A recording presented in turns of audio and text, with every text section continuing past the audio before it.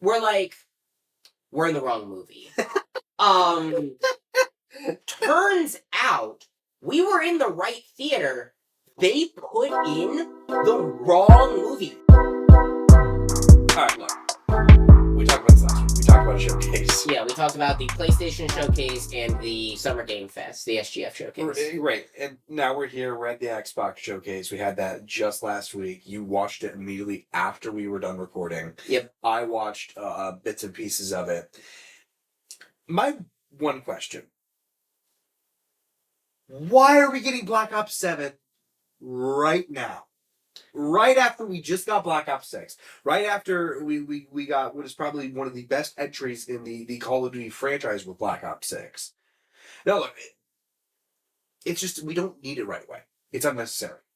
So here's the thing. First of all, it's coming out, I believe, February 27th of 2026. So it's technically coming next year. So it'll have been roughly 2 years since Black Ops 6 came out. Sure. And that's pretty standard for Call of Duty. Unfortunately, they're on a very release cadence. They kind of push out Call of Duties like there's no tomorrow. They release one every year to 2 years. However, I do agree with you that it should not have been Black Ops 7.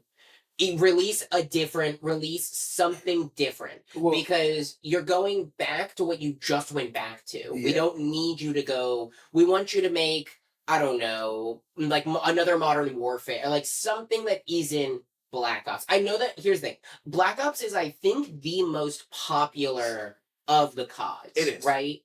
It is. Yeah. And they're virtually the best Call of Duty has to offer. Mm-hmm.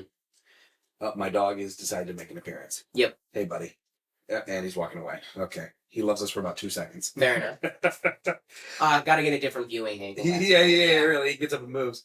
No, but it's like, Call of Duty's always been hit or miss with releasing games, because 3 years ago we got MW2, which is Modern Warfare 2. Yeah. Then we got Modern Warfare 3, like the year after. So it's just, we need a break in between games. And here's the reason I'm worried about Black Ops 7. Because Modern Warfare 3 was basically glorified DLC for Modern Warfare 2. It did not deserve its own release, its own game. I got that game for free because I actually had bought an Xbox, and they were like, hey, you get a free game with your thing. I was like, oh, Modern Warfare 3, perfect. I don't have to pay for it. I can just get it. That's perfectly fine. So I get it, but it's just, it worries me that Black Ops 7 is going to be the exact same thing, because of the fact that it's coming out so soon after Black Ops. And it probably will. That's the issue. Now, like, I don't think Call of Duty needs to reinvent the wheel every single time they release. Like, I don't think that's necessary. Like, for instance, with Black Ops 6 that released last year, they did the whole movement revamp. I know there was a huge thing with the dynamic movement that they did. Yeah.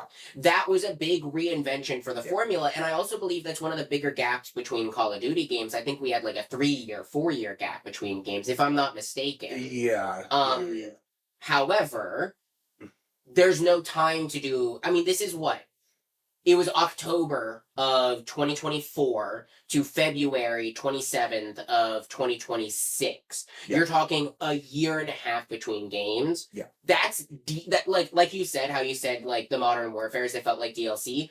A year to a year and a half is standard for DLC releases, not for full game releases. Because here's the thing. The only thing that you're really adding is the new campaign. Correct. But most people don't play a Call of Duty for the campaign. They play it for the multiplayer, things of that nature, which at this point, I know not everyone, but a lot of people who like Call of Duty multiplayer, including myself, play Warzone. Because Warzone's free to play, they keep it updated, they keep it changing. I would say do that, and then spend more time on your stories to give us interest. Because from what I heard, I never played this story. Black Ops 6's story was like, all right. It was fine. No, I don't think really any Call of Duty story has been good since probably Black Ops 2. Mm-hmm. I remember playing Black Ops 2.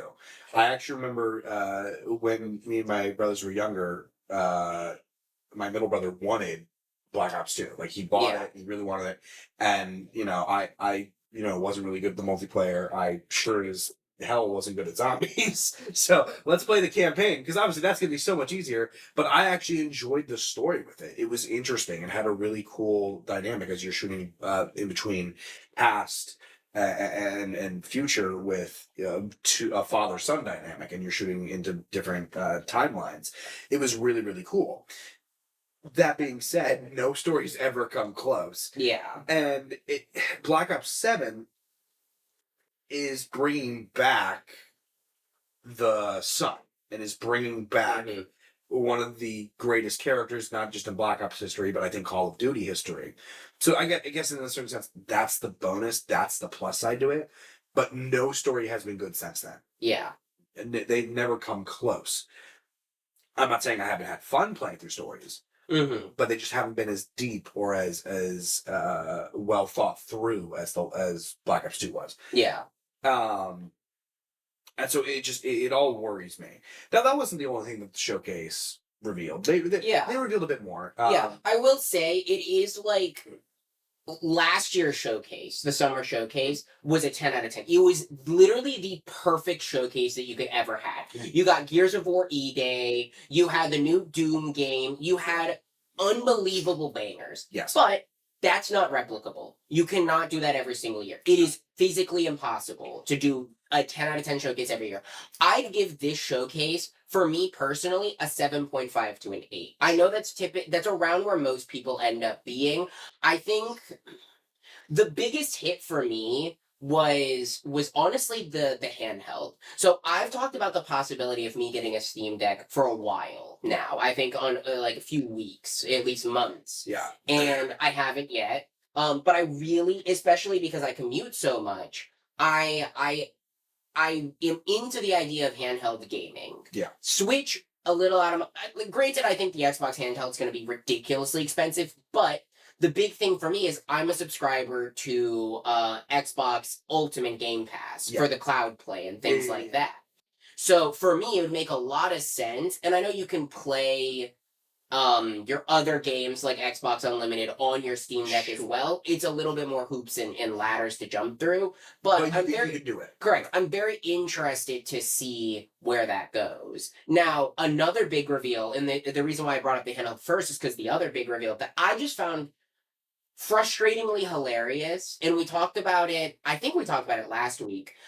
They confirmed Hollow Knight Silksong again. Yeah. Very, very similar to how they did it so the first time we heard about confirmation of Hollow Knight Silksong in the past, like, while, like at least a year and a half, was at the Switch, the last Switch 1 Direct that came a week before the Switch 2 like direct big announcement thing. Yeah. And we got it for like 5 seconds in a clip show. They showcased it as the game on the handheld. And they were very, very confusing with the release date information. Team Cherry, the creators of Hollow Knight, had to come out afterwards and clarify. Because they're like, oh, Hollow Knight Silksong will be available on release in the holiday season. Yeah.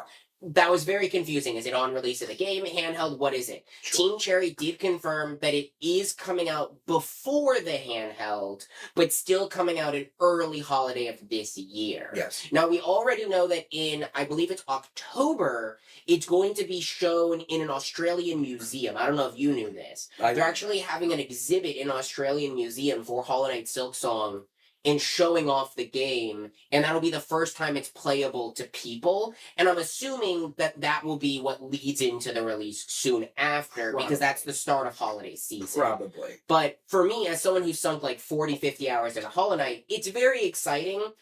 I just think that they've really fumbled the announcement cadence and the I don't want to say the hype, because there's still millions of people that are hyped. It's like one of the best-selling games, like, not of all time, but like it's a high-selling game. Right.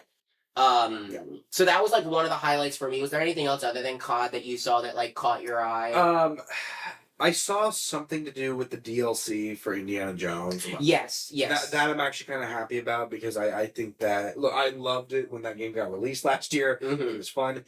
They definitely needed DLC, and they needed it now rather than later. Yeah. Because with a game like Indiana Jones, once you beat the story, that's it. There's nothing else to do. Yeah, there's no new game plus. There's no continuation. So if they want to keep that game fresh, they got to keep adding things, and so I'm glad they added the DLC. Mm-hmm. As far as the handheld, I probably would still get it regardless of how expensive it is, but they can't go above $200 because that's what. Oh no, it's going to be over 1,000 probably. That's insane. PlayStation's handheld is only $200. But it's only cloud play. You cannot play games locally on it. It is only, you have to have your PlayStation on and over cloud play. This, you can play natively and on cloud play. Right. Here's the thing. The reason I'm saying it's going to be $1,000, they're partnering with Asus. So technically this is not an Xbox only handheld. It's an Xbox/Asus. Yeah. Asus already has the ROG Ally. Yeah. That's their current handheld.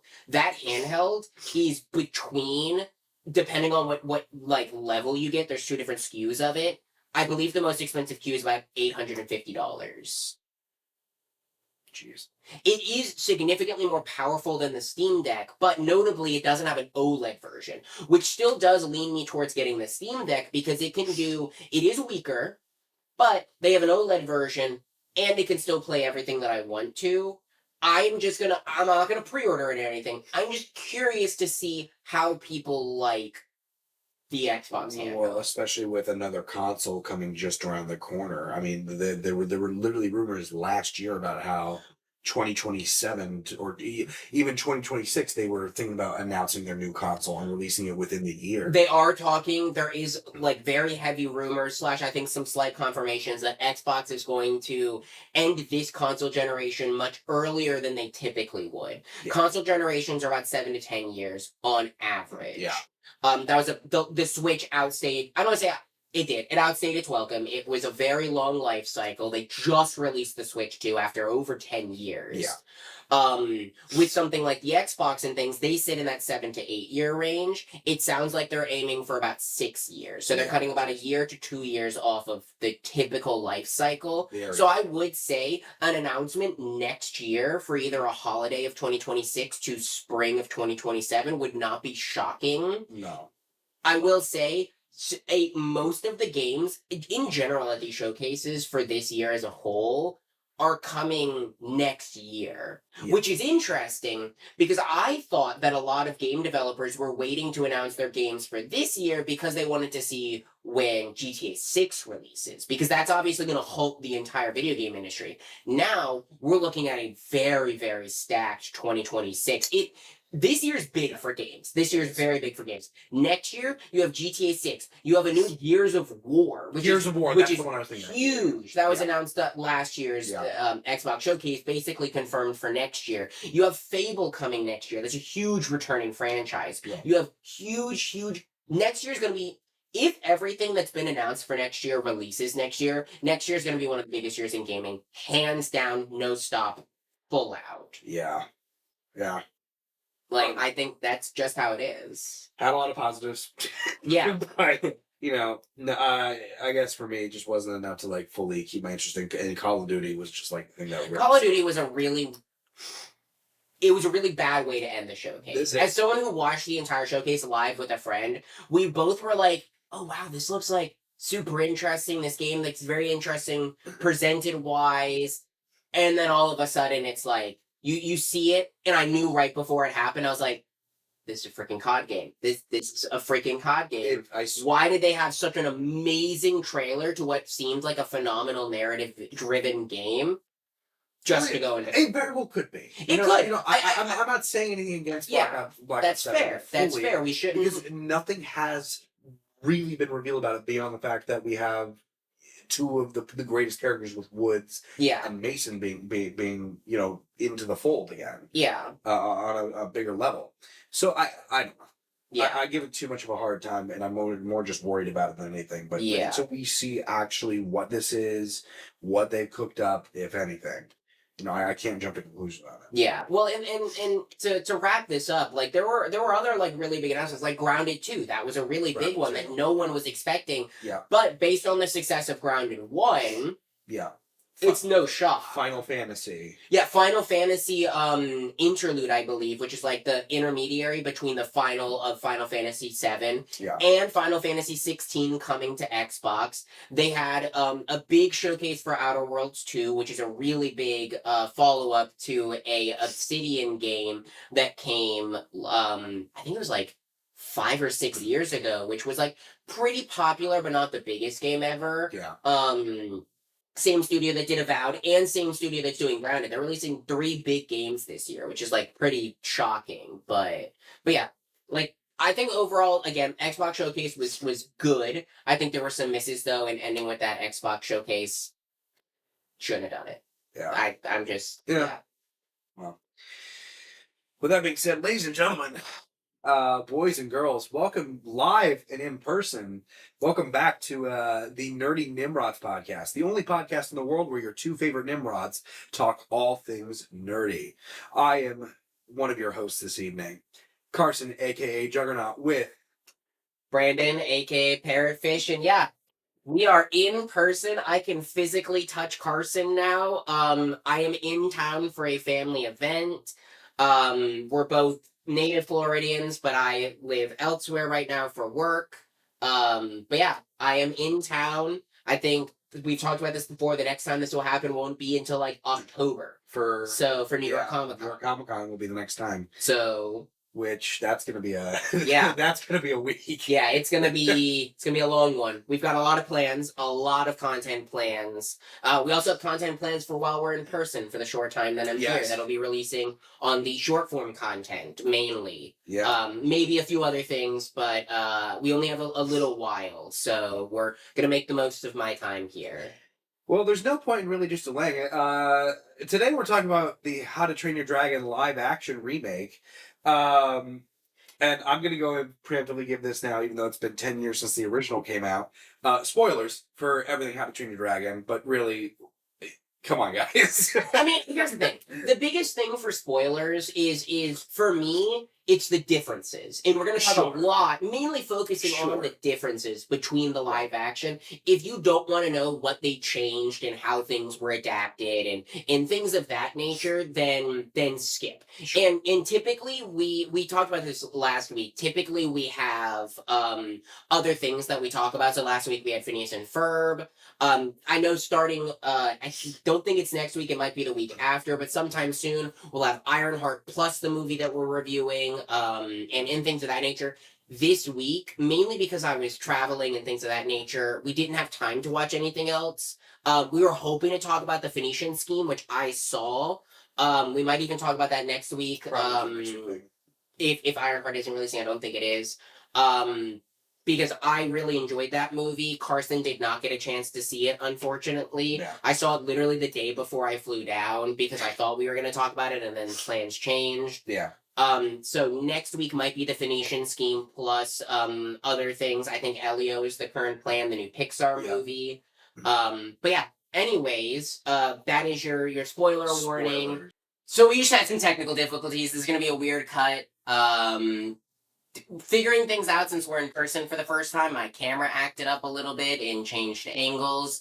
As I was saying before we cut though, we have a dog now. Dog has joined us on the sofa.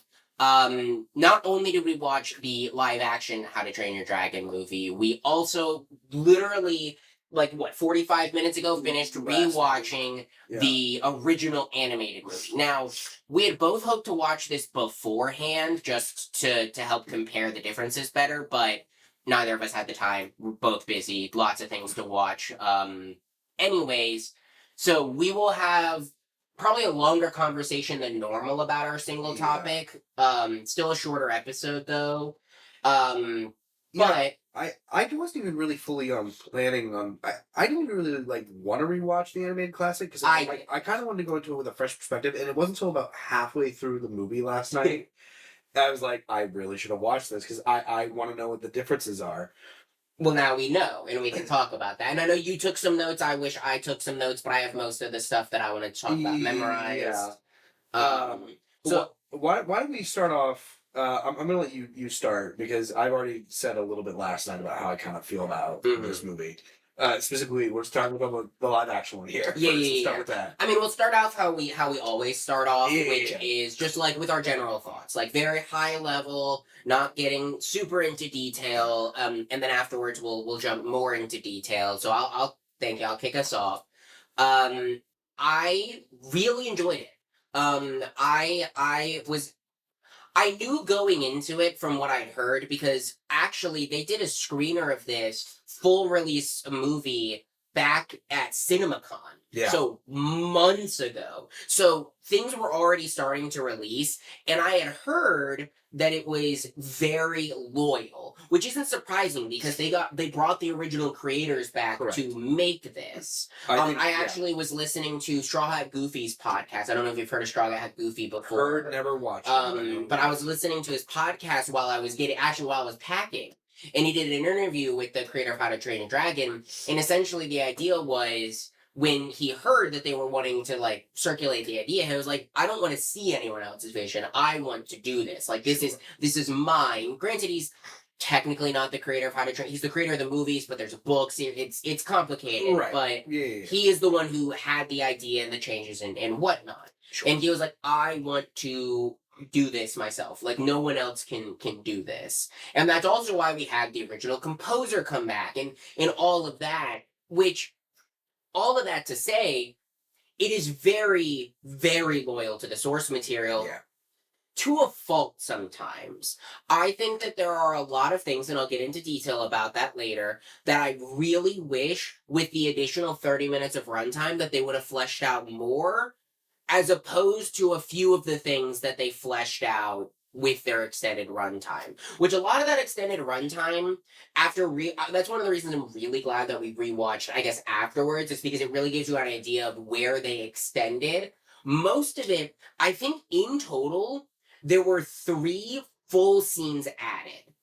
There was 2 scenes removed, 2 notable scenes removed, in my opinion. Yeah. And other than that, it was almost a shot-for-shot remake. And I don't hate that. I think it's much better than what they've done in the past. Granted, this is DreamWorks, not Disney, and Disney's the one who typically screws things up. But I wish that there were some certain changes that they would have made, like storylines that they would have fleshed out a little bit more instead of what we got. But I still think that with staying loyal to the source material, it did a fantastic job. I think visually, it looked good. I think the flying scenes were atrocious. I think we were actually talking about this after the theater because we went to go see this with 2 other friends literally last night. I walked off the airplane, got in a car, and got to the theater. Avatar does phenomenal flying scenes with their effects. Yeah. This felt, unfortunately, leaning more towards the Minecraft movie side when they had their Elytra flying scene. I'm not saying it was as bad. I am saying it was not great most of the time. A friend of ours said that he thought that only some of it was bad. Personally, I think all the flying scenes were bad. I did not like pretty much any of the flying scenes in this, effects wise. But like that's kind of my general thoughts. Again, I'll get way more into detail when we get later on. But Carson, if you want to go ahead and look, I weeks ago, we even talked similar on this topic, but I've been very vocal about how I feel about live action remakes. Yeah, it was actually one of our cold opens like 2 weeks ago or something. I don't respect them. I don't appreciate them. I don't like them. Cinderella, Jungle Book, aspects of Beauty and the Beast, I thought were all really good. Mm-hmm. Everything after that is usually a hot garbage piece of shit dumpster fire. Well, and one thing I will say, I don't want to cut you off. I want to let you get your thoughts out. One thing I will say that's very notable is all of the live action remakes that we've seen so far have been Disney. It's all Disney. This is the first that I know of that I've seen non-Disney. Right. This is DreamWorks. Right, this is DreamWorks. So, this is a different company entirely. Correct. But still, that being said, you can still brand this film as unnecessary. Mm-hmm. Like, this doesn't need to happen. And, you know, of all the films I'm going to compare this to, I'm going to compare this to Lion King. I remember walking out of that live-action Lion King for the first time. And when I mean walk out, I mean walk out. You didn't finish it? No, Be Prepared happened, and I left. Dang. I didn't even stay. I didn't watch it in theaters. I watched it at home later on. I didn't even stay because it was so shot for shot. Yet the difference here is everything was so washed down. It was so colored down. It's live action animals, so the expression on the animals' faces aren't there. This that it was horrible to look at. Mm-hmm. And then the music itself, some of it was fine. Most of it was pretty bad. It just didn't work for me. Yeah. So naturally, whenever I heard this was a shot-for-shot remake of the same thing, I got worried. It's also, this is 30 minutes longer than its animated counterpart. Yeah. I remember walking into this movie going, this is going to be abysmal. I don't know why we're seeing this at 11 o'clock at night. I don't know why I have to get home at 2 a.m. for this movie. And walking out of the movie, I actually looked at our mutual friend, and I looked at him and I just went, that actually was pretty darn good. And that was really darn entertaining. Yeah. Here's the thing. We're going to say this a lot. This easily could have been a cult classic film. Had it not already been a cult classic from 15 years ago. Yeah. Well, and I think one of the biggest compliments we both gave this film when we walked out, I think this is, in my opinion, the biggest compliment you can give a movie in theaters, is that we both said we would watch it again. We did not see this in IMAX. I begged for IMAX. Our other friends that went with us are cheapskates, so they didn't see IMAX. And I have the AMC A list, so I can get any of the video things. We saw this movie at Regal. They have all three of them that we went with. Three, including Carson. Yeah. Have the Regal Unlimited. Regal Unlimited, you can only see standard movies. So we didn't see this in IMAX. I really want to go home and see this in IMAX because I really enjoyed this movie. I want to see it again, and I want to see it in IMAX. And Carson said something along the lines very similar of, I would watch that again. Yeah.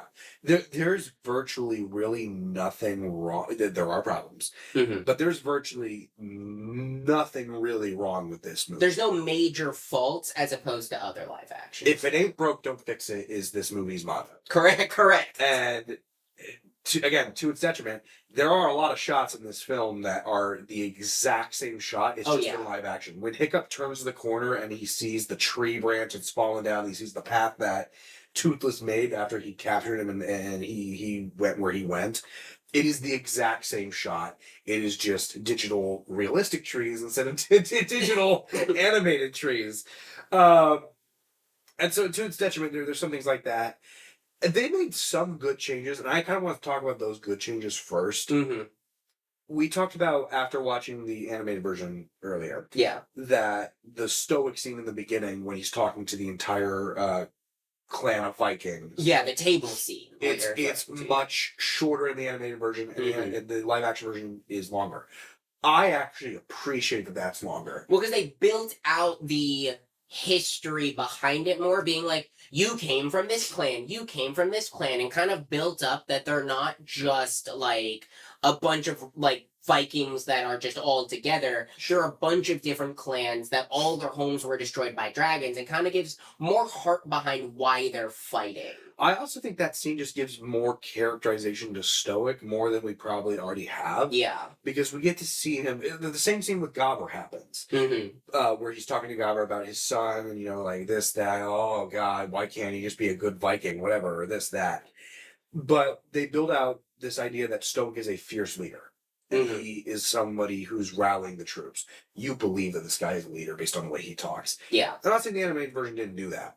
But they added something here that actually builds towards his character for later in the movie and whatnot, because it also gets to it shows you a really nice comparison between the fierce leader that we all know and that we all believe he is based on the first scene and how we see him, and then it immediately shifts to the caring father of, okay, he's not just this leader, like he cares about his son, this, that, like it shows the heart of Stoic more when you get moments like that. And so it seems that scene specifically I appreciated for the extended version of it. Yeah. because we got to see that difference. Well, and I think another scene that really builds upon that as well, that we do not get at all in the animated movie, is in the live action. In the after the first dragon attack, they go off. They go to try to track down Yes. the dragon's home. In the animated film, we see them leave and we see them come back. A little bit disheveled, hole in the boat, that type of thing. Sure. In the live action movie, we actually spend, I'd say it was about 7 minutes probably in total with them on the expedition. We actually see underwater dragons, which we didn't see in the animated film, which I thought was really cool. Closer to like, it felt more like a scene out of Jurassic Park when they have the boats and the dinosaurs underwater. So we got that. And that I feel like also builds to Stoic's character. Yes. More so than in the animated film. And that is one of those things that I said that there were some things that I appreciated that they expanded out in the live action, and were the things that I wish they expanded out more.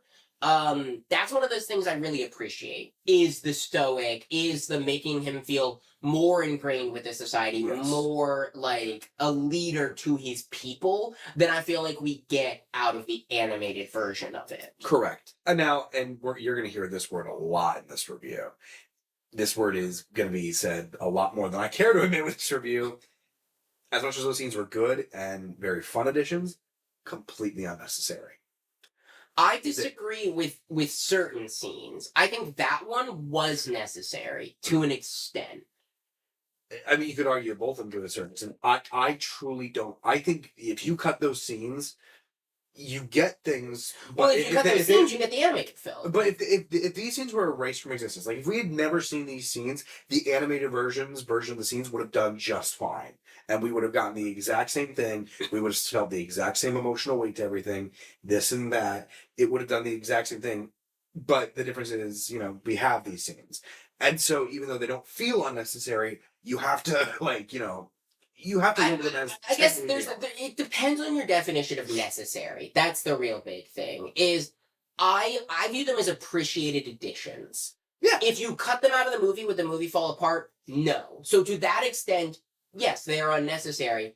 However, I think for the story, because here's the thing, as well, there are some very different story beats in this movie than in the animated film. Yes. Two specifically. Yes. One of them is much more fleshed out than the other. One of those, to me, is a positive and a negative. One of them was just a silly addition. Yeah. And that positive and negative one I'll talk about a little later on, because that's when we get a little bit more into the negative territory. But that, I'll say what it is, it's the Astrid stuff. Yes. They really changed Astrid's character, changed the dynamic completely. I have my thoughts on that, and I know you do as well, and we'll get into that. We'll talk about Astrid later. But I think, let's stick with positives for a second, because this one I do really want to talk about, because it's very interesting, especially after watching the animated version. Mason Thames as Hiccup. My God. He did great. I think all the actors did great. They all did great. But he specifically portrayed Hiccup in the exact same way I would imagine that Hiccup would be. I love the animated version. I think he's great. Mason Thames just plays Hiccup with such an awkwardness that I really feel like it's kind of hard to capture, and he did it in such a really well-rounded job. Yeah. I believe every word that he ever said. The relationship between him and Toothless, which is a CGI animated creature directly in front of him. He's talking to a guy in a green suit, I assume. Right. But I believed every second of that relationship. Yeah. Because he did such a good job in convincing me that it was real. I love the relationship, especially more in the live action version. Again, they did a lot with this, but I love the dynamic between Stoic and Hiccup in the live action movie. They really fleshed that out a lot more, just with the few added scenes and extra things that they have on top. That bring that relationship to like I said, a more well-rounded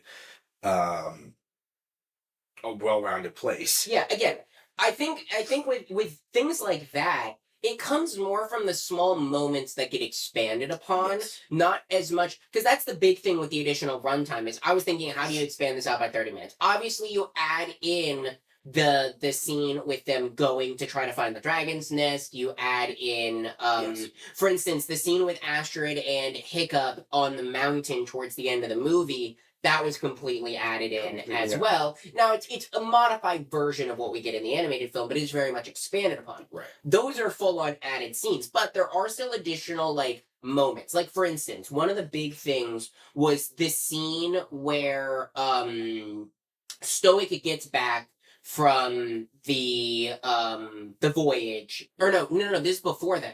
This is when Stoic is originally telling Hiccup that he can go out and involve himself in the fighting. Both, I guess I should say, both that scene and the scene where he is coming back from the voyage and finding out that Hiccup is this big celebrity now with his stuff with dragons felt longer by like, I'd only say like maybe 30, 45 seconds, maybe a minute. Sure. But they held on it longer for both of those scenes. And I think for me, it worked a lot better. I think specifically the scene where Stoic is finding out that Hiccup is this big celebrity, and specifically the moment that they have that very awkward silence when they have the whole thing of now we have something to talk about. Turns out they don't. They have that awkward silence. They held on it a lot longer in the live action. From what from my perspective, it felt like they did. Felt a lot more awkward, but I liked it. I liked that we held on it. I liked that it felt more awkward. I like that it's showing that you still don't have anything to talk about. Well, but you can tell that the care between them is there. Well, and I was getting ready to talk about that in the animation. And this is actually why I like the live action version of that scene more. Well, and it depends on what take you want. In the animation, that scene is really played off for laughs. It is for sure. And I'm not saying in the live action it isn't, but there's also like a certain charm to the live action version that when you get an actor's actual face, you look at the actor and you look at the scene. Gerard Butler did such a good job of portraying in that moment. All that this father wants to do is have a reason to connect with his son. Yeah. That is purely like his son has always been this outcast, somebody in this Viking clan who, is a screw up, is a mess up, and is awkward, is nothing like his father. And you see that Stoic does love his son, that he wants to have a relationship with his son. Yeah. And in that scene, in the live action version, you really get a chance to see the dynamic of how Stoic is trying to reach out to his son in that moment. Yeah. Oh my God, I don't, it's so much easier now that we can actually talk about things. You're going to be this great leader and warrior, and, it just, in his mind, it's, you made my life easier because now I can actually talk to you about something that I can know about. And this is something you called out while we were watching the animated film, is there is different types of emotion that can be portrayed between a live action adaptation and an animated adaptation in terms of facial expressions. And for me, one thing that I already noted when I was watching the live action, but was definitely accentuated when I was watching the animated, it's body movement. It's general demeanor. And don't get me wrong, I think live action Hiccup did a phenomenal job. As we said, voice wise, mannerism wise, things of that nature. Yeah. However, there is certain things that I feel like you can't do in terms of body movement, in terms of face making, animation can, that leads to the goofiness, I would say, of Hiccup, that awkwardness. I still felt the awkwardness in the live action, but in the animated, because you can get a little more goofy with it, it feels like, for instance, there are certain scenes that you just can't do in live action. They just do not work. I think the biggest one for me that is in the animated that you could not do in live action is when Stoic and Gobber are talking at the table, and it's a very funny scene where Gobber takes his metal tooth out, puts it back in, hammers it in with his hand cup. Yeah. You cannot do that in live action. No, that's not possible. Does not work. No. It would be way too scary, gruesome. It would not look good. It would not be played for laughs. It'd be played for horror. Right. In the animation, you can. Now that's just an example of something that animation can do that live action can't. Correct, but there are some things that live action can do that I think animation can't, and that is where you get it feels more awkward because you know you're watching two real human beings. Right. When we were watching the animated film, maybe it's just because I've already seen the scene and things. I did not feel nearly as awkward watching that scene as I did during the live action, because when you're sitting there watching two real human beings have a connection, you can put yourself in their place a lot easier than you can with an animated Yes, film, you can. and it accentuates and kind of builds up that awkwardness Yes. way more. Yes. And talking about things that just look awkward in live action, you already kind of mentioned it, but the let's talk about the flying sequences really quickly. I'm not in the camp of saying it was entirely bad. I don't necessarily think all of it was bad. When it was just Hiccup and Toothless and it was just them and it's not like a big action heavy scene, they're just flying through the sky, it actually looked really, really good. Mm-hmm. But that's because it was still. Nowadays in Hollywood, and this is one of the biggest problems I have with, I think, just action movies in general, is they take cheap camera shots by using shaky cam. And do you know what shaky cam is? Kind of. Shaky cam is one of the most repulsive things an action movie can do, and I think it's repulsive here because you're watching these actors and you can kind of make out faces. You obviously know what dragon they're riding on. Yeah. But it's just a constant headache of back and forth shaking because we're trying to make it intense or tense because of it. Correct. Shang-Chi and the Legend of the Ten Rings did the same thing. Mm-hmm. I love that movie, and it was only until that final fight sequence when he's fighting the massive dragon that I was like, this is dumb. Yeah. Like, it's too much shaky cam. It was unbelievable after that point. And here it's the same thing, where I just was so thrown out of it because of the shaky cam that they put in there, when they also didn't need to have that. Yeah. They really didn't.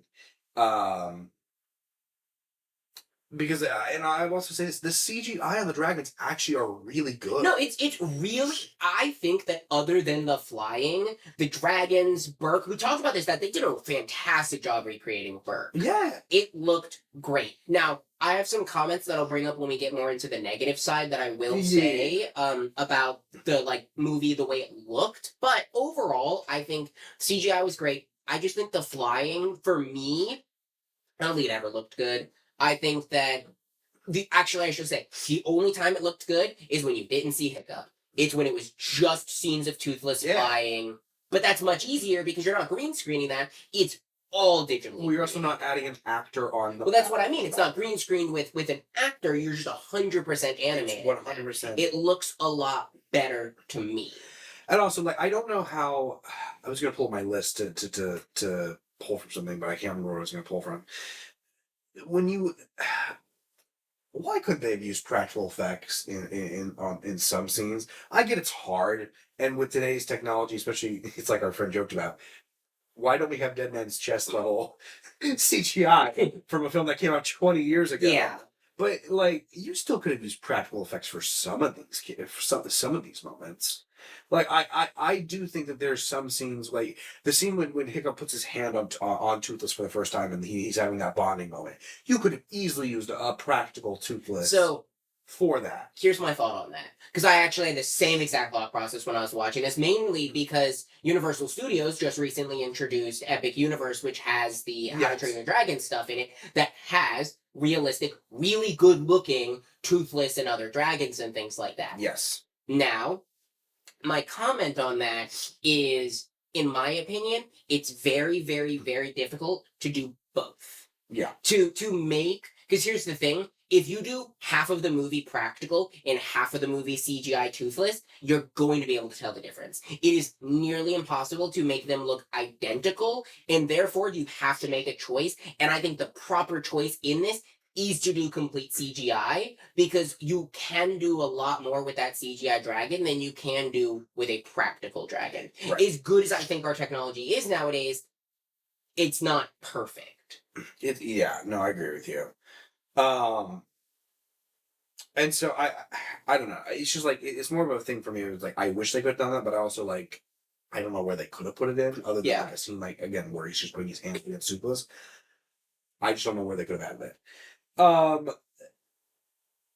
this is along the same lines that we already talked about, if it ain't broke, don't fix it. I just wrote here, this is literally the first scene with Gobbler and Hiccup. I wrote same line delivery. Yeah. Shot for shot, same exact way to say the lines. They did it the exact same way. Mm-hmm.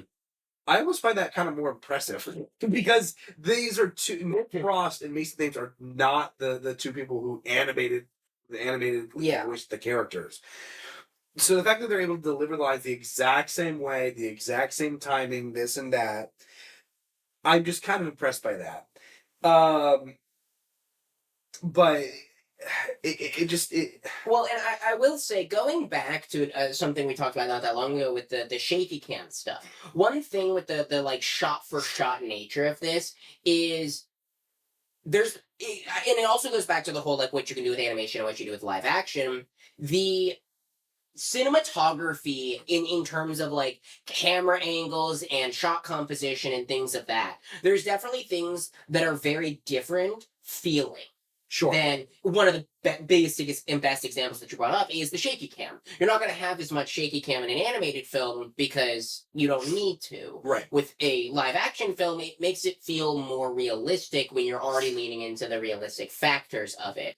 Now, I think some of that stuff works. I think some of it doesn't as much. But in terms of like the way that the movie is shot, I could definitely tell there were some very notable differences to give a different feel to the shots, either for more intensity, less intensity, more humor, things like that. Yeah. That I feel like comes out of necessity of shooting this with physical recording cameras as opposed to we have 100%. We can go under, we can go because that was like the big thing is you can get really close, you can get any angle you want in animation. Yes. You cannot do that and not make it feel goofy. Specifically with like character close-ups. There were some scenes in the animated one where you get really close to certain characters' faces during certain scenes. That's really awkward to do with a real person, both from a filming perspective but also just from a viewer's perspective. Yeah. Like I don't need to see all your pores. Like you don't need that. But you're right, and it all goes back to the idea of there's just more you can do with animation that you can't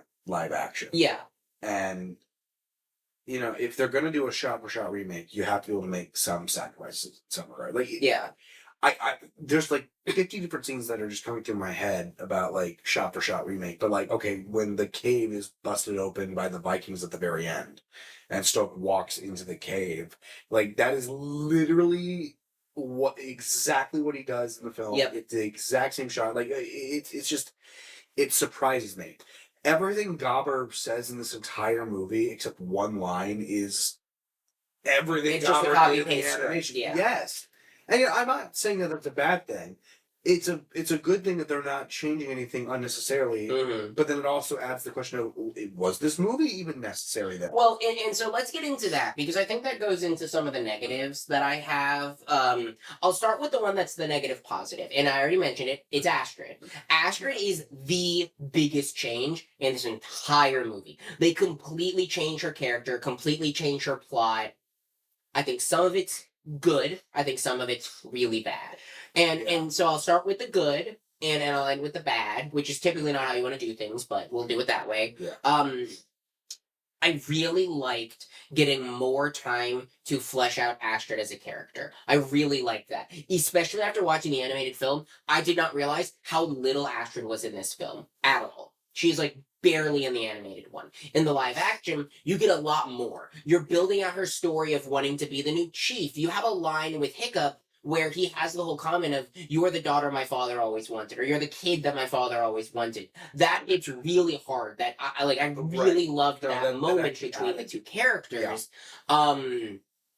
I really just liked how we got more with Astrid. The negative side comes into it is I think that how they went about adding it detracts heavily from the romance between the two characters. And I'm not saying that we need the romance to be the centerfold of anything. It was nowhere close to the centerfold of the animated film. However, when you make Astrid, I sitting next to a friend of mine, a friend of ours, we leaned over multiple times in this movie and went, Astrid's just straight up mean. Like, not goofy, like, just heartlessly mean. And granted, after watching the animated film, you do get that to a degree, But with the additional screen time that Astrid is given, and this is I want to make this very clear. This is not a detraction on the performance, on the actress that performed Astrid whatsoever. I think she did a fantastic job with what she was given. I just think that making her even meaner in fleshing it out in that way, when you have the scene where we just finished the ride with Toothless and she kisses him on the cheek, I don't feel it as much. It felt because it felt forced for the plot. Because when we were watching the animated film, and I was thinking this when we were watching the live action, when we were watching the animated film, you can physically see Astrid getting closer, both from a mental perspective with her facial, her like facial features and things of that of warming up to Toothless and Hiccup. You can also see her physically getting closer to Hiccup on Toothless. I do not get that whatsoever. Well, especially like you said, she's just depicted as mean in the first half of the movie, and it's. I think for most of the movie. For most of the movie, she's depicted as even mean. after you have that kissing scene, she's a lot more steadfast in a negative way. But it's a change that just happened so suddenly. Yeah. And here's actually what I will say. Again, I don't think it's bad in the animation. But I do think now that I've seen both back to back, Astrid's character kind of is always very sudden with the change. I don't ever think we get an actual appropriate amount of time to make that work. Okay, we don't get an appropriate amount of time necessarily, but I still feel like the change is much more stark from mean to the kiss. Yes. Because again, for me, and maybe I missed it, the big scene where they get closer and you build up to that romance aspect is the scene where they're flying with Toothless and afterwards she kisses him on the cheek. I did not feel anything during that scene. Right. For their romance specifically. I think it's a great scene. Well, it's very shot for shot. Other than I found it very funny. My friend, both of our friends who were sitting next to me, made a comment. In the original, they drop Astrid on a tree. And it's very brief. In the live action, they drop her on a sheer cliff over the water, and they hold her there. And she has to climb up part of that cliff. We lean to each other and are they just gonna kill Astrid? They just try to murder Astrid. The tree is bad, don't get me wrong, but that sheer cliff was pretty intense. Yeah. And look, I think her name's Nico Parker. I can't remember. It is. It is Nico Parker? Yeah, I thought it was. Nico Parker is a very, very fine actress. Yeah, I think she did a good job. Again, Last of Us, for the 20 to 30 minutes that she's in that episode, in the first episode, phenomenal. She's fantastic. I didn't put two and two together that she was Joel's daughter until you just said that. She is phenomenal in that episode. Yeah. She's incredible, and she has such good chemistry with Pedro Pascal. And I've seen interviews for this film. She has great chemistry with Mason. Oh yeah, absolutely. I think they had more chemistry in the press circuit than they did on the screen. That's what what I'm getting at. What happened in the movie? Yeah, what happened to that chemistry? Where did it go? It just felt like it fell flat at certain times. The only time the chemistry actually worked is when she was trying to basically get in Hiccup's face when she was meaner and being like, look, you are the stoic son. You are basically groomed for this position, but I've had to work hard to get where I am. Yeah, I really liked that scene. And the chemistry in that regard worked wonders. Mm-hmm. But anytime it got anywhere romantic, I didn't believe it because they didn't build to it in a proper way. And again, don't get me wrong, romance is not a focus of this movie in the animated version either. I'm not saying we needed more of the romance. I'm just saying when the switch happens, it is way more abrupt than an already abrupt switch. But that's what I'm saying, and this is why I keep going back to the animated version, because I think what I'm trying to convey is look, I don't really have a major problem with the animated Enter the Dragon. I actually go as far as to say it's perfect, and it's one of my favorite animated features of all time. Yeah. That second one specifically is my favorite of the trilogy. I think it's great. But I think if they had, it's a kids movie, so I should probably say this and take it with a grain of salt when I say it. I wish they would have waited for the relationship stuff with Astrid and Hiccup to be more of a focus in the second movie. I mean, rather technically it is. But I just mean like in the first movie they kind of like forced the whole. Okay, the kiss at the end, I actually could believe that more, especially because they've had this whole section of the movie just to be friends. But the fact that she kisses him on the cheek and then does this whole thing, like I just didn't believe that as much to happen immediately. I would have believed it a lot more if it happens just at the end of the movie and you left it at that. Yeah. The issue is it's a shot-for-shot remake, and in the animated movie they did the exact same thing, so they're going to do it here. And in the live-action version, it does not work as well, like I said. And so I think that it has nothing to do with Nico Parker or Mason at all. Yeah. I think it's with what they were given, and specifically Nico Parker. She was given a really bad hand, because I also think that Astrid is just a very woodenly written character to a certain extent. I think she has a lot more bubbliness in the animated, but again, that leans into the what you can do with animation. I feel like that. I actually wouldn't even say that's the actor in the animated movie, though. That's it's animation. It is. It's exactly what I'm getting at. It's the animators that do that, not the vocal performance or anything like that. Correct. Now, another thing I will say, moving off of Astrid, but staying in that same realm, one thing that I do appreciate about the live action, however, I wish we got more of. Yeah. Like I would have traded that scene of Stoic going to the other island for more of what I'm about to say. And that is, I do appreciate that it feels like they flesh out the relationship between the ensemble cast of like the friends with fish legs and all of them more in the live action than they do in the animated film. Yeah. However, that is a dynamic that I really wanted more of. I wanted even more of. Like, I think if we get maybe 30 seconds to a minute total throughout the movie extra of building their relationship dynamic, I want even more of that. It's funny because I actually was watching the live action version. I'm not saying I disagree with you. I actually kind of agree with you. I like they fleshed them out a little bit more. But even at the same time, I prefer the animated version of those characters because other than the kid from Deadpool 2, I don't care about those guys. Like the stuff. Are you talking from an actor perspective or from the character perspective? From a character perspective. And the only reason I kind of care about the Deadpool 2 kid, Fish legs, yeah, is because they actually kind of build on the idea of, oh, he's really smart. He already knows about dragons, this, that. Like, they kind of build on that a little bit more in the live action version. The twins aren't really built on. There's actually a lot of humor they cut out from the animated version between those characters. I feel like they changed out the humor. They changed out the humor. But it didn't work as well. No, for sure. It's really to its detriment that they did, because those characters are a lot of fun. They're the comedic relief. They're the comedic relief. Yeah. They do give Snotlout. Oh my god, I always mess up his name. Snot. I think it's not loud. Snotlout. I think you're right on that. Snotlout. They do give Snotlout a little bit more to do. They build him out more than any of the others because they have the dad aspect, which you can tell that he in the animated movie because the dad character still exists, but you never interact. He spends like maybe 2 lines in the entire movie. In this movie, they give him a lot more screen time. This is actually one of those things I was talking about that like works and doesn't work for me. It was cute. I liked it.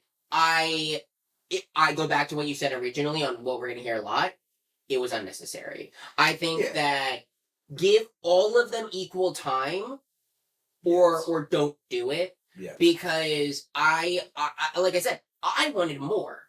Yeah. But I wanted more out of their dynamic together, not building on each individual character with their dad or what have you. Well, because that's what I think was missing from the animated version was the dynamic that they all shared. Correct. Honestly, like I forgot how little we get out of their dynamic and how little we get out of the build up to that final moment of them helping out Hiccup. It feels way more believable to me in the live action than it does in the animated film. I think that's one thing that for me personally did work because of those small additional moments that we get. Holding on scenes longer. Things like that we get that builds it out more. I just wanted even more of it because I think that's something that's still missing that could give way more heart to this movie. Yeah. I wrote this is specifically about the animated film, but I wrote comedy is better in animated film. I don't know. Well, because here's what I'm actually going to get at, and this is a complaint about casting an actor in a role, and then I feel like you're just not letting the actor do what he is phenomenal at. Specifically here, I'm talking about Gobber. That's what I was assuming. They cast Nick Frost, who is one of the funniest British comedians I've ever seen. He does a lot of stuff with Simon Pegg. And I feel like Nick Frost was kind of put in a box and was literally said, okay, say these lines, stick to these lines.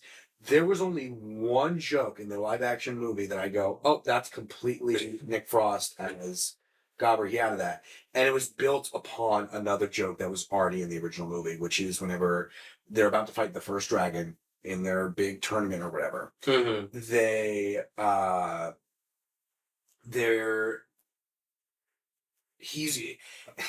Fish Legs is going through the whole thing of, oh, this thing's venomous, this thing's mean, this thing's fiery, this thing's that, and he shouts, like the 15 armor, like that. Right, and then Gobber shouts and was like, can you stop, please? Yeah. And then I don't know what he says, but Nick Frost adds like a little quip at the very end of that, referencing specifically Fish Legs. And I'm like, okay, so that's a Nick Frost thing that they added. What about the rest of the dialogue? There were so many jokes, because again, it's been a while since I've seen the animated version. So until today, I didn't realize just how much was actually in the script versus what I thought Nick Frost would come up with. Like when they're passing the ship in the live action version, and Gobber looks at the ship and goes, oh, so that's where that went. I thought that was a Nick Frost added line. And Nick Frost looked at the director and was like, that'd be really funny. Let's add that there. Great. No, that's in the script. And it bothers me that it's in the script. Because Nick Frost is such a very talented, naturally comedic, funny actor. Yeah. And they kind of wasted him from that standpoint. I'm not saying he was bad. He did great as Gobber. Yeah, but he was boxed in by leaning too much into that shot for shot aspect that I do think does lead into some of the negatives of this movie. That's, again, when you get a live action remake, add to it. Yes. I understand that this felt very careful, is the word I'll use. Yeah. The people making this movie saw a lot of other live actions. And in fact, on that Straw Hat Goofy podcast that I was listening to, the director of How to Train Your Dragon, whose name I'm unfortunately blanking on right now, talked about how he is very anti-live action remake. Which is why when he heard that they were doing it, it was one of the big reasons he wanted to be involved, because he knew how badly they can screw it up. So he's like, I want to guarantee that they don't screw it up.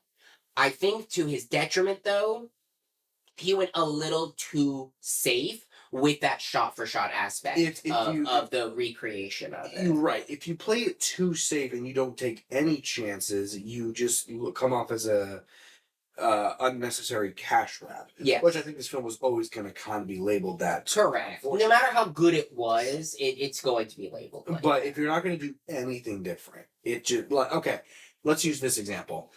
The Beauty and the Beast live action movie.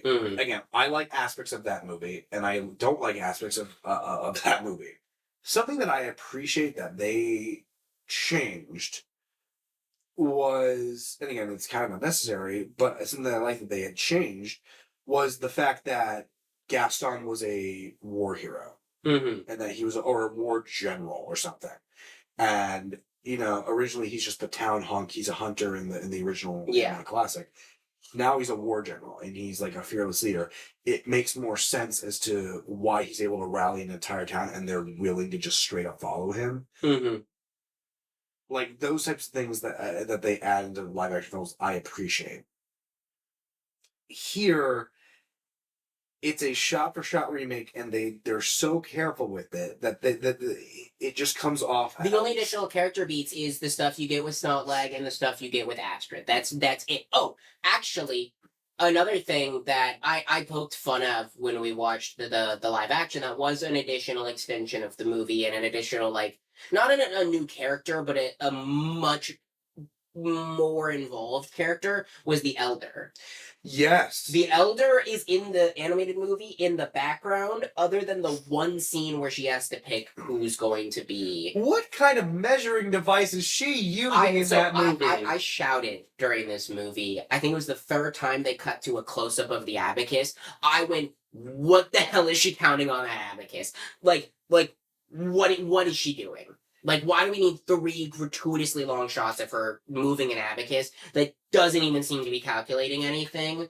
All right. It's not like you get 1 and Hiccup gets 5. I will say, what? How does he get 5? I will say, I do like how it makes it more clear how it's decided who's winning. It does give you more of a visual representation of how they're deciding who goes to kill the dragon in the like trial. I just think it was kind of quirky. That it was like a weird abacus that felt like I don't understand what this is for. Like not like I knew it was for like determining, but like how you're using it type of thing. Yeah. And something this goes with her. Something I do kind of like that they added for the entire village was that in the animated version they didn't do this, but they specifically say in the beginning, "Hey, listen, do we have any chance?" It's like it's the same person. I don't know what you call her. What type of job is the woman doing? The elder? The elder. She's the elder. That's the job that I'll call her. Is it just the elder? I think it's just the elder. Well, Stoic literally asks the elder in the live action version. This is in the first scene when they're all together, all the Vikings.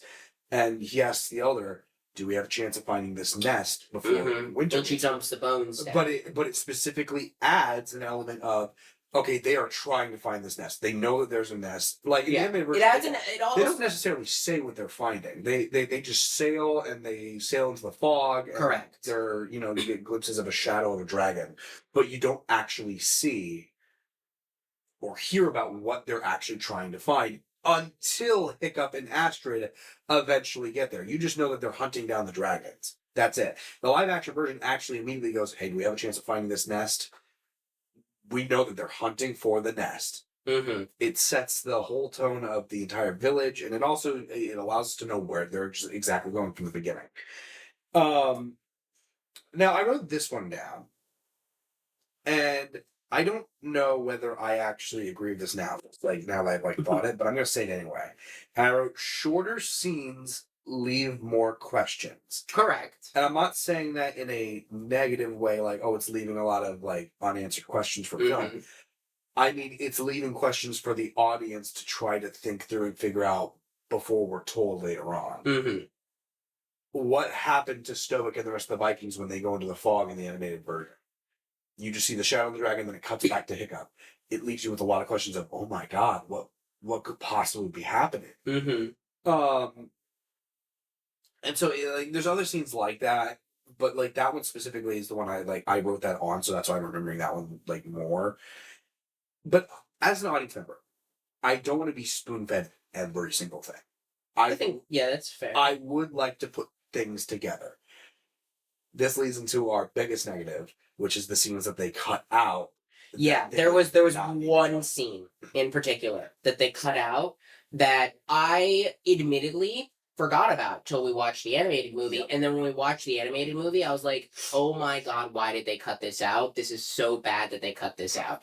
And that was the scene where it was after the first test flight with Toothless, and Toothless takes Hiccup to another island, a rocky like a rocky area of another island, and there's a bunch of baby dragons there.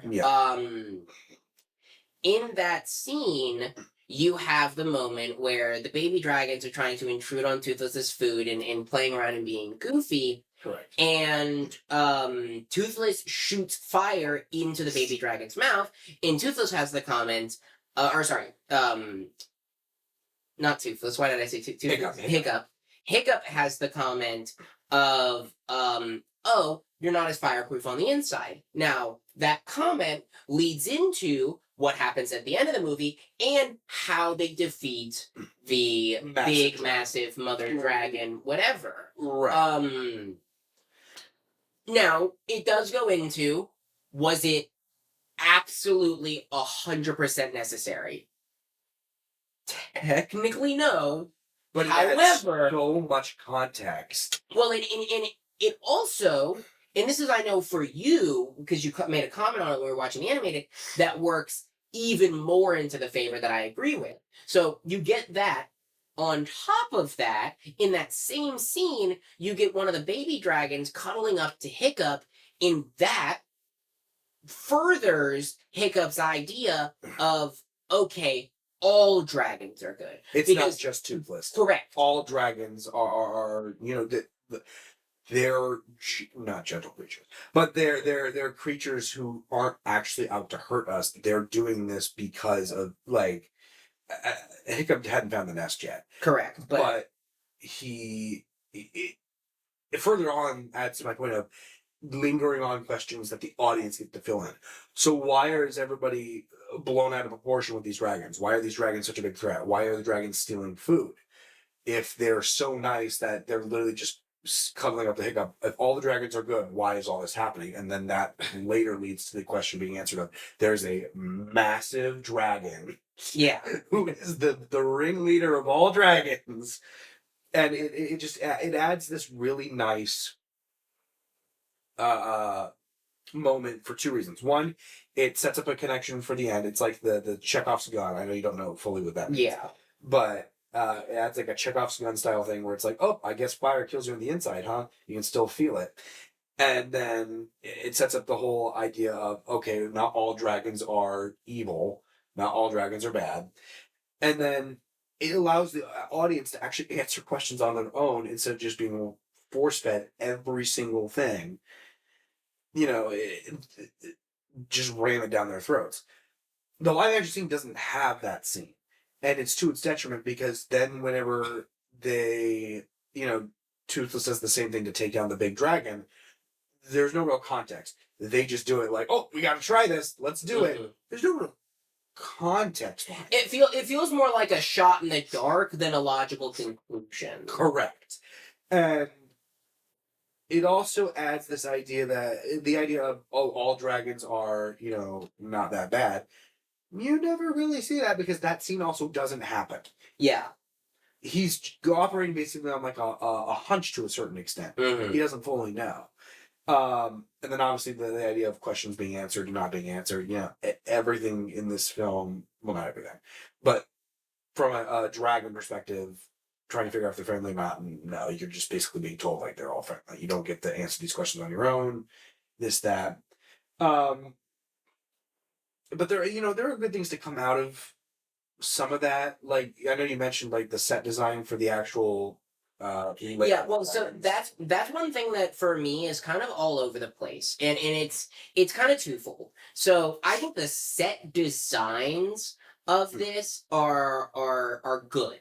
Some of them are great even.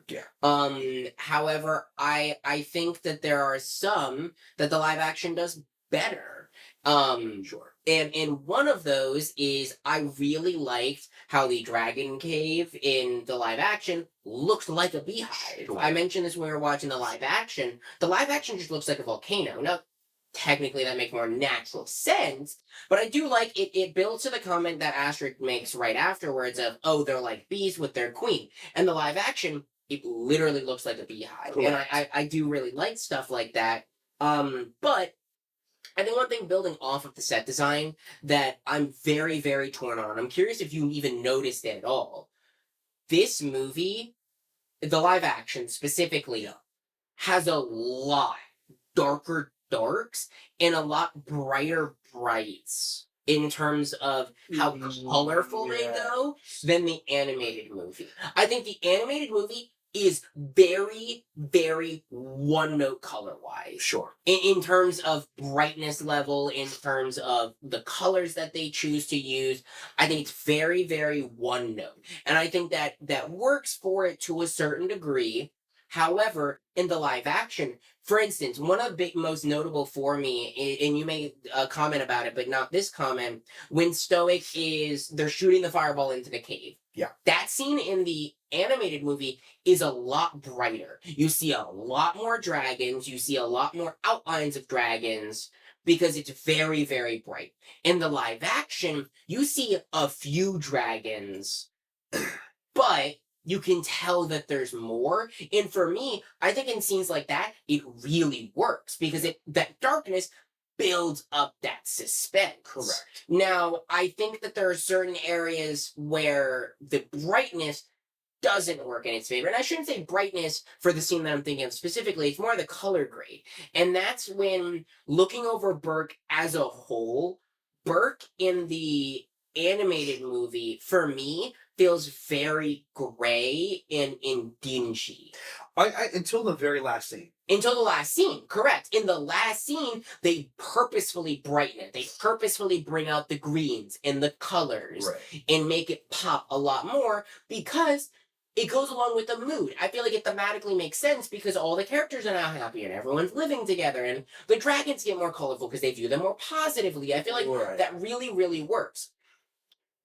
The live action doesn't have that. Yeah. I feel like Burke, like the one that for me that was very popped out was like the flags, for instance. The flags were like nearly neon to me. Yes. They popped out a lot more and it made things feel more cheery from the beginning. As opposed to like I just mentioned, where in the animated movie, the color grade stays very consistent until the end because when in the end, when it changes, it's with the boost of the view on outlook of life, on the view of the dragons. It goes from all the dragons being dark and dingy to more colorful and uplifting because their view on them has changed. At least Correct. that's how I read it. In the Correct. live action, you don't get that because everything from the beginning is a lot brighter and more colorful in Burke.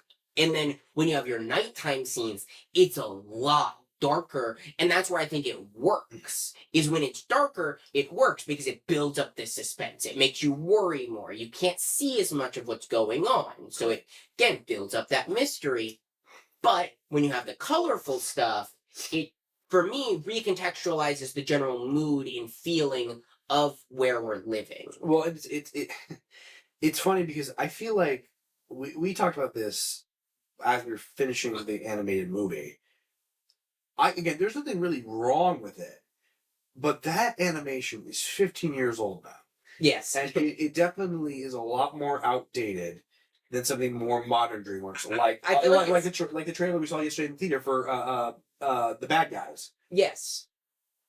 Looks completely different Oh yeah. to this now.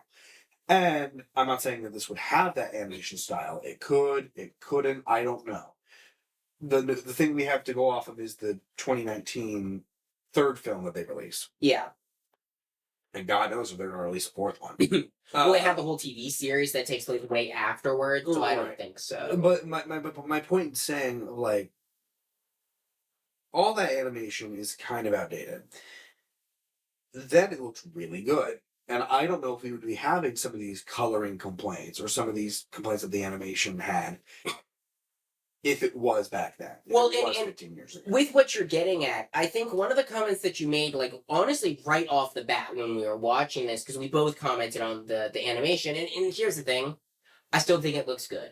However, I think that people have, and I noticed this when I rewatched Cars many years ago, but I rewatched Cars in a modern sense. I was like, man, the animation feels so old and outdated. Yeah. I think a lot of people forget because they don't go back and rewatch these films as often how dated these actually look. Sure. And the reason I bring that up again is because one of the comments you made is with video games. With video games, we get remasters all the time. Remasters, remakes, things like that. Now, you're not getting a live action remake of a video game unless you're doing an adaptation of it, obviously.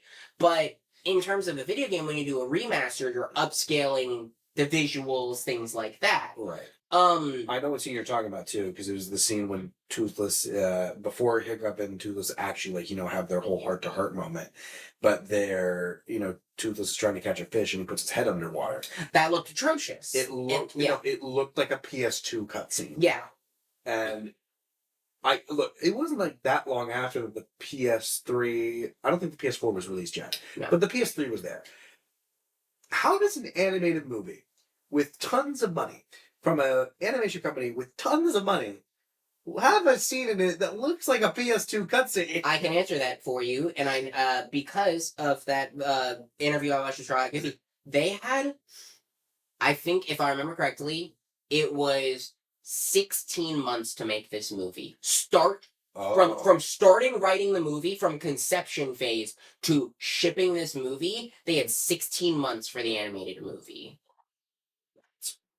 Correct. So I do think that they could have gotten more out of it. And that's one of the things that why I bring why you brought up the video game remastered is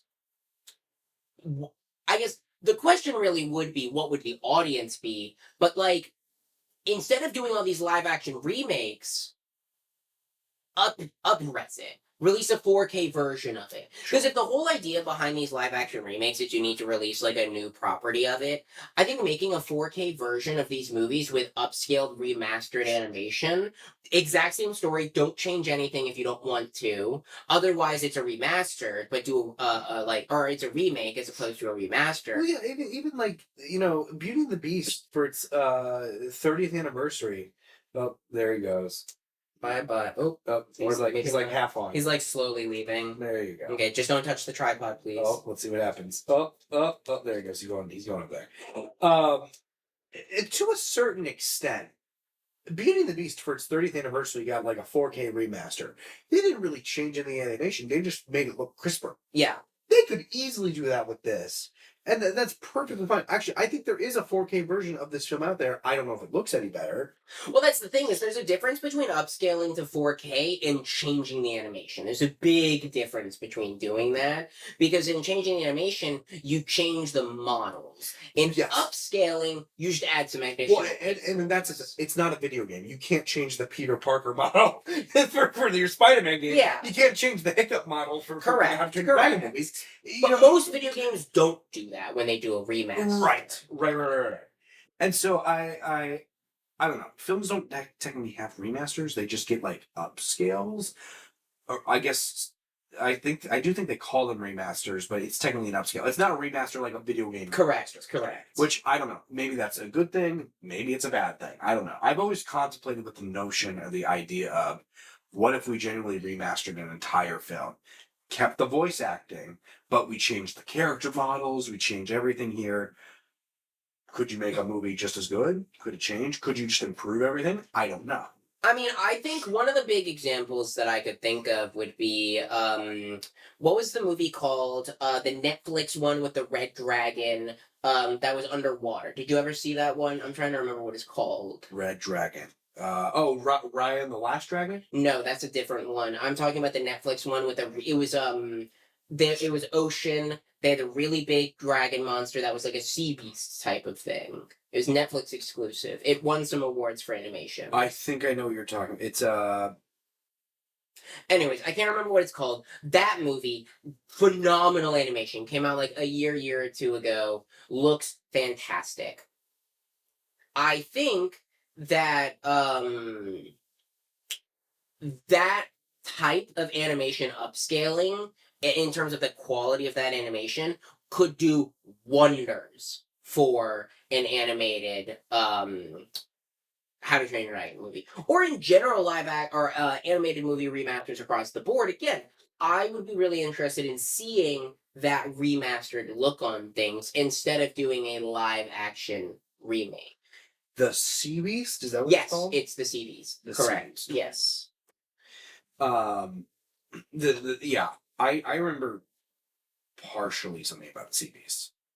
Partially. Mm-hmm. I don't really watch a lot of the Netflix animated. Well, that's fair. I'm only bringing it up because that has dragons and it has sea beasts in it, and they look phenomenal. They look spectacular. Take that animation and put it on How to Train Your Dragon, or similar style of upscaled, not just making it 4K, but redoing the models to look more modern. Now, what you don't want to run across, though, and this is DreamWorks, so I'm pulling this comparison. I'm not saying that... I know exactly what you're going to say. I know you're about to say... The original Shrek film came out in 2001. Correct. I'm not saying those models look perfect. It's definitely outdated, but they're still pretty good. And I like the models for those characters. Yes. The animation's a little outdated. The 2026 movie for Shrek 5, the trailer looked so abysmally cute. It doesn't feel like Shrek anymore. Well, because they smoothed Shrek out. I think that was the biggest thing, is everything felt too smooth for a movie where the main character is purposefully supposed to feel groggy. Now, maybe there's a thematical reason why it's different. We don't know. However, I agree with you where you can do it wrong. I do think that might have been the wrong. And That might be an example. Oh, well, let's see. They might pull a Sonic and completely redo it. I doubt it. True. Animated movie. True. But they very well could. I just think that but Puss in Boots: The Last Wish came out in 2022. Did you ever watch that? No, unfortunately not. That was phenomenal. I know, and it's one I need to see. It was fantastic. I actually might watch it again soon. I've been thinking about doing that. But specifically with that film, I just know that animation style was lightning in a bottle, and I didn't expect the Spider-Verse style, comic booky thing to work for a film like that, but it worked wonders. It looked a lot better than the original Puss in Boots movie, which was more along the lines with the Shrek thing. And here, it's almost like they tried, because they're like, oh yeah, Puss in Boots really worked. Let's try that style here. Yeah. And so I just don't think that works. How to Train Your Dragon, they very well could do that and do it wrong. But also, it's like we've said, that third movie came out in 2019, and that animation looks solid. Yeah. Really solid. Well, yeah, honestly, all you need to do is go back and take the animation quality from either the TV show or the most recent movie, which is How to Train Your Dragon 3, and put it into one. Right. And then you don't even need to make a live action. Right. But, again, I do think that this is one of the more, I'm not going to call it necessary, but appreciated remakes. I think. Yeah. No. Okay. If we're just summing up thoughts here, I'll go and say mine, and then you can say yours. Mm-hmm. I loved watching this film. I had a blast with it, despite all the negatives that I have with it. And I originally thought I was going to walk into this with my head hung low and walk out with my head hung even lower. I did not expect to actually walk out and go, I would watch that again. I had a blast watching that. Mm-hmm. Would I watch it over the animated classic? No. I would still rather watch the animated classic.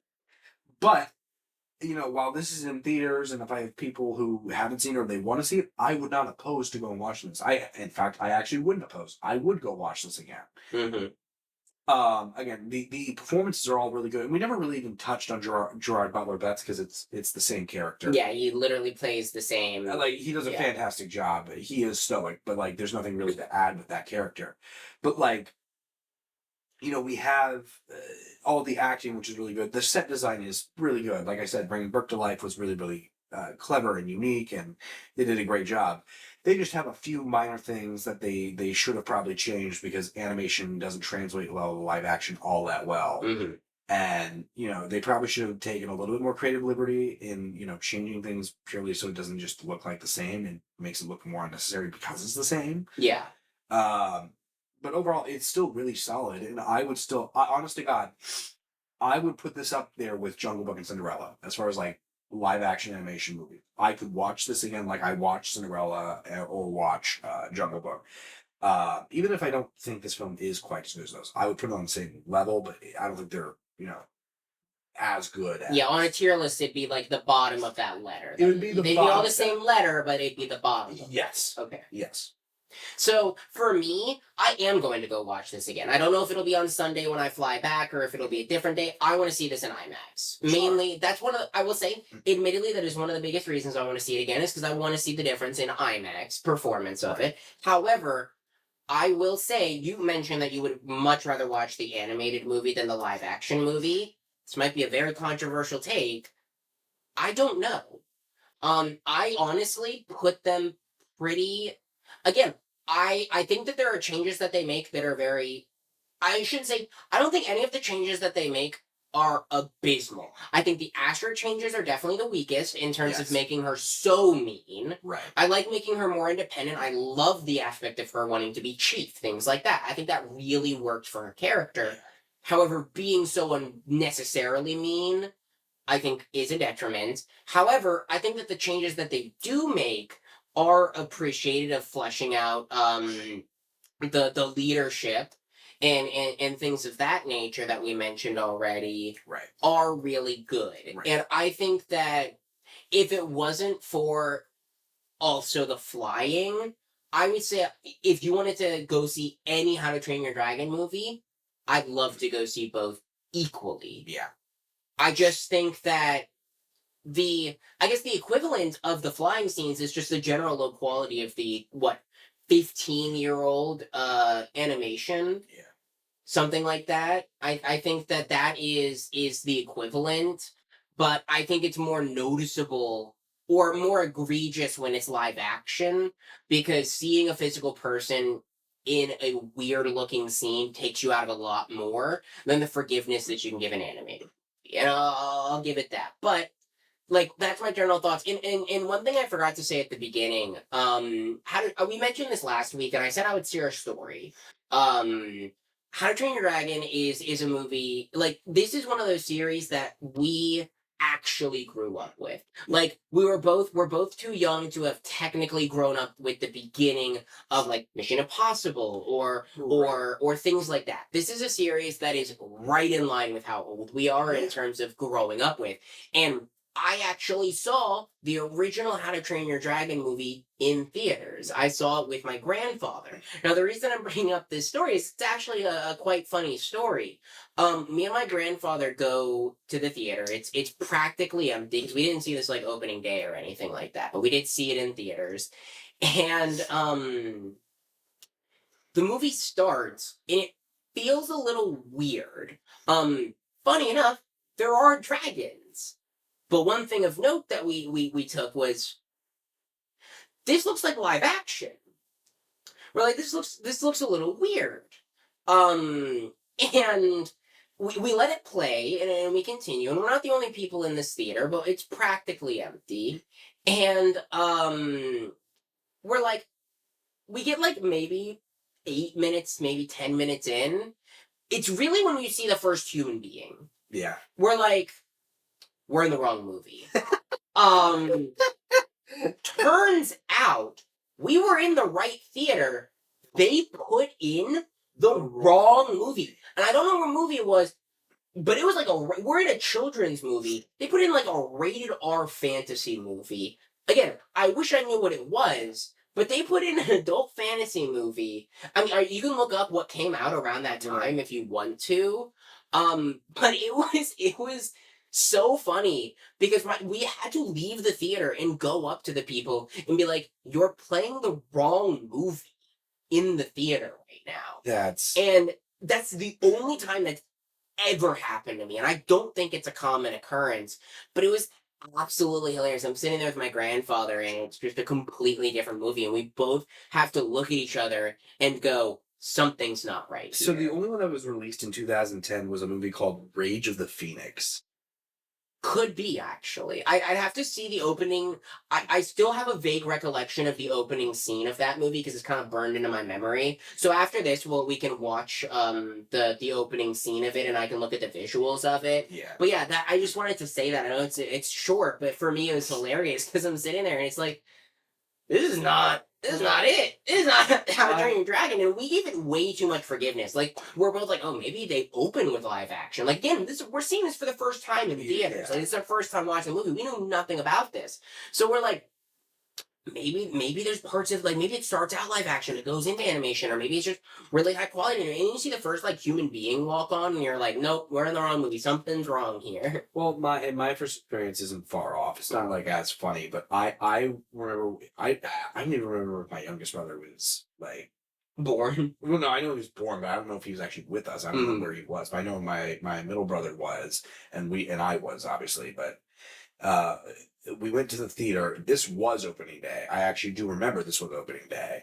This theater was packed because movie theaters back then were actually packed, as opposed to last night, which granted we saw it at 11:15, but there was like 4 other people in the theater with us. But we're watching this movie, and all of a sudden the power goes out, and we find out that there's this massive storm and there's a tornado warning. It's not like actually anywhere nearby, but it's enough to like, all right, everybody stand in this hallway. That's Florida for you. I'm like, okay. And then we never saw the movie. We just went home. And then like a week later, we went back to the theater. They at least refund your ticket. Oh yeah, we got like vouchers and we went back and watched it like a week later. But that was my first experience with this movie. So we both had interesting experiences when the first time watching. Funny, it's How to Train Your Dragon, but I'm just like, what? Why? Why did the power go out? Why? My second grade teacher was in there. I remember like, what are you doing here? You're supposed to be at the school. You teach. Because obviously my mind is always, oh yeah, teachers live at the school. Correct, as they do. Yeah, obviously. So yeah, but what you're saying is we have a deep connection to this franchise, and I do stand by that. I think we both do. I grew up with this franchise. Correct. Yeah. Again, that second movie to me is perfect. It's one of the best animated features, if not the best. Yeah, I love it. I think you were mentioning that they confirmed that they are making the second, right? That they are making a live action adaptation of the second. 2027 is the release of the second live action. Okay, I'm very curious to see because like I really enjoy that second movie as well. I feel like it has a lot of heart to it, additional to what this movie has, and they're probably gonna build on it even more. So yeah, but yeah. That's our thoughts on How to Train Your Dragon. Do you have anything else you want to say before we wrap this up? Tired. You're tired? Yeah. We had a long night watching that movie. Yep, and we have some more content to film. Before you hit us with the outro, as I mentioned at the beginning, what time is it right now?